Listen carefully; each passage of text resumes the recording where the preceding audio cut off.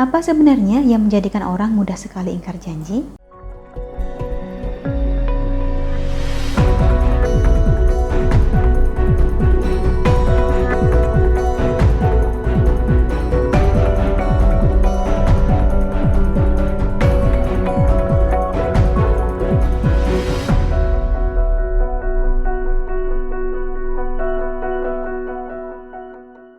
Salam Rahayu, kembali lagi dengan saya Dewi Sundari. Apa kabar Anda?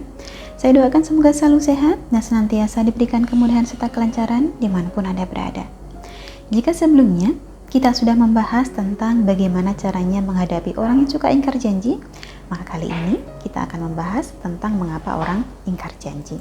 Anda pasti pernah dengar bahwa janji adalah hutang. Tetapi sebagaimana tidak semua hutang akan terbayar, janji pun demikian.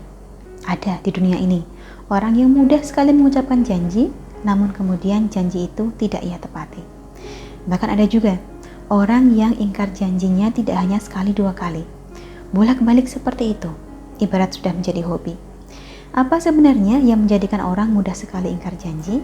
Alasan yang pertama adalah karena ia merasa bahwa tindakan ini tidak ada konsekuensinya.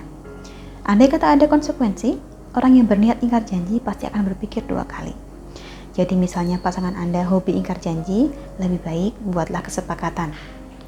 Jika suatu ketika ia berjanji, maka sepakatilah apa hukumannya bila janji tersebut tidak ditepatinya. Alasan kedua, yang menyebabkan orang mudah ingkar janji adalah karena sudah menjadi bagian dari karakternya. Ia memang tipe orang yang mudah sekali mengumbar janji. Mudah sekali menjanjikan sesuatu, padahal sesuatu ini belum tentu bisa ditepatinya. Sehingga lama-kelamaan pun ia dilabeli sebagai tukang ingkar janji, karena kebiasaannya ini dilakukan berkali-kali.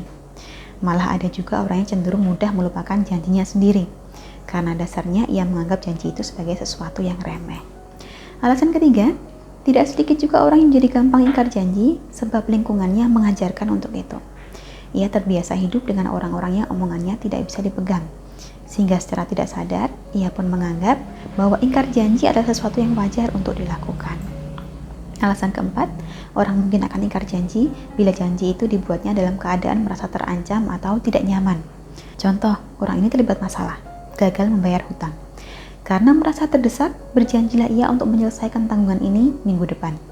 Tapi kemudian janji tersebut ia ingkari karena memang sejak awal ucapan ini hanya disampaikannya untuk menghindari situasi yang menyudutkan.